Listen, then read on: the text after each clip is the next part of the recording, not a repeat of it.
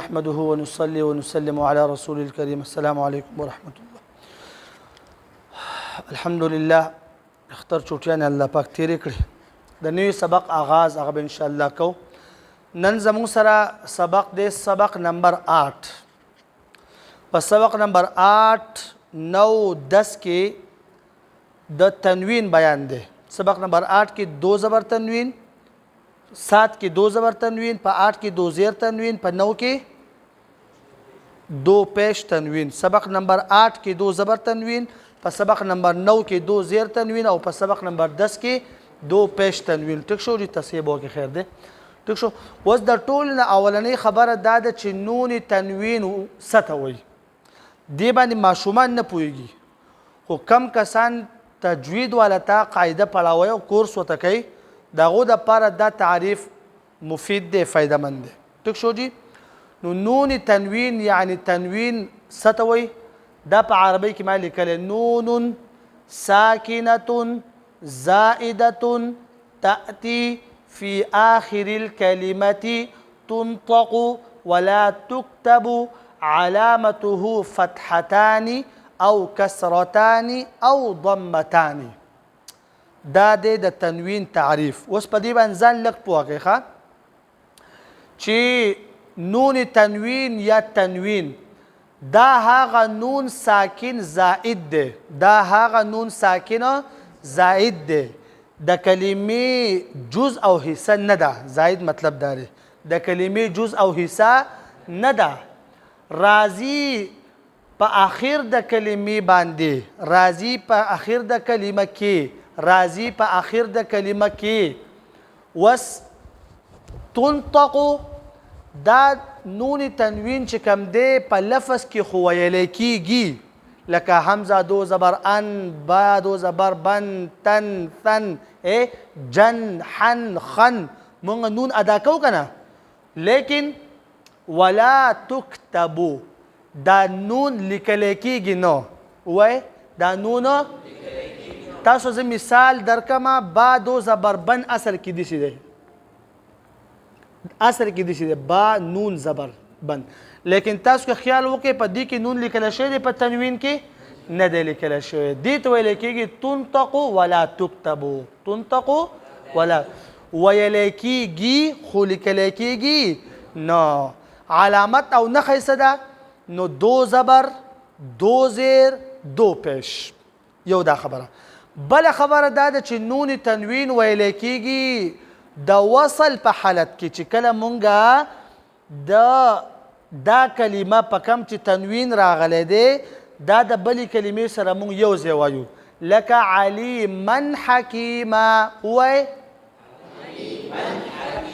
اوس ته په دې باندې وقف کې، که په 2 زبر باندې وقف کې، که په 2 زیر باندې وقف کې، او که په 2 پیش باندې وقف کې، نو بیا نون تنوین ویلی کېږي که نه ویلی کېږي؟ نه ویلی کېږي. دې باندې پوه شوئ؟ په علیما حکیمه کې دواړه مثال راغلل چې په علیما باندې مونږ وصل وکړو، ملاو مونږ ووایو نو تنوین وویلی شو. حکیما باندې مونږ وقف وکړو نو ونه ویلی شو. داسې علیم حکیم.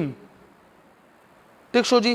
یا من لدن حکیم خبیر، حکیم خبیر. ټیک شو جی.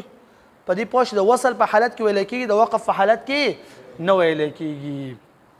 دا شو د نون تنوین تعریف. خاجی اوس ګورئ جی د دې سبق متعلق څه اهم هدایات هغه تاسو ته بیانولی کېږي. دا به تاسو د ځان سره ذهن نشین کوئ ښه.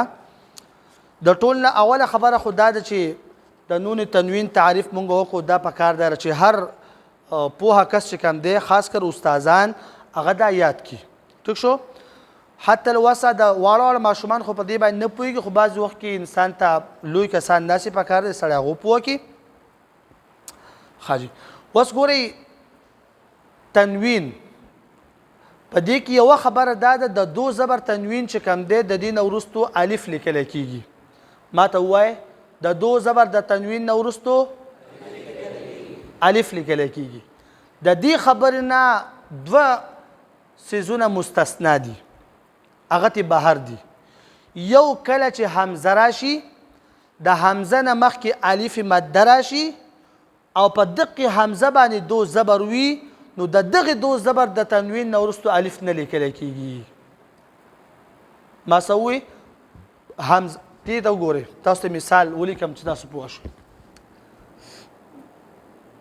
اوله سپاره ده بناء ما وی چې د دو زبر تنوین نه وروسته الف لیکل کیږي خو کله چې دا دو زبر تنوین په حمزه باندې راشي او د حمزه نه مخکې سره راشي زر وای الف مد راشي نو بیا به د دغه حمزه چې په دې دو زبر دی د دې نه وروسته به الف نه لیکل کیږي. دې ته د تجوید په کتابونو کې تماثل فی الرسم ویل کیږي. څه ته ویل کیږي؟ تماثل فی الرسم. اوس تفصیل نه کوم بیا تاسو پوهیږئ نه. ټیک شو جی؟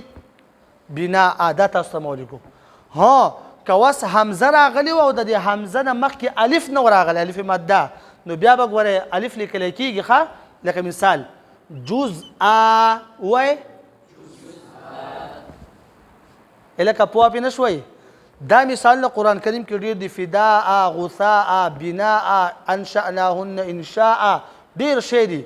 تاسو ته ما وایي دلته کې الف نه لیکلی کېږي او تاسو ته ما وایي دې ته تجوید په کتابونو کې څه نوم وایي تماثل فی الرسم. دا ډېره مضبوطه قاعده ده یوازې دلته نه چلیږي د قرآن کریم په ټولو اکثرو قواعدو کې دا چلیږي ښه لیکن هغه بیا تفصیل غواړي کې نه ځو. دا یو خبره شوه. دویم د دو زبر تنوین چې کله په ګول تا باندې راشي ګول تا تای مدوره دې ته ویل کېږي ګورئ دا شکل دی یا دا شکل دی لکه قرآن کریم کې چې کوم دی نعمت رحمت وای نعمت رحمت کما تا چې په شکل د ها لیکل کېږي دې ته ګول تا وایي. نو چې کله په دې ګول تا باندې دو زبر راشي نو د دې دو زبر نه وروسته بیا الف نه لیکل کېږي. لکه په دې فایدو باندې پوه شوئ اهم خبرې ده دا یو خبر یاد وساتئ ان شاء الله تعالی دا لږ ودروئ.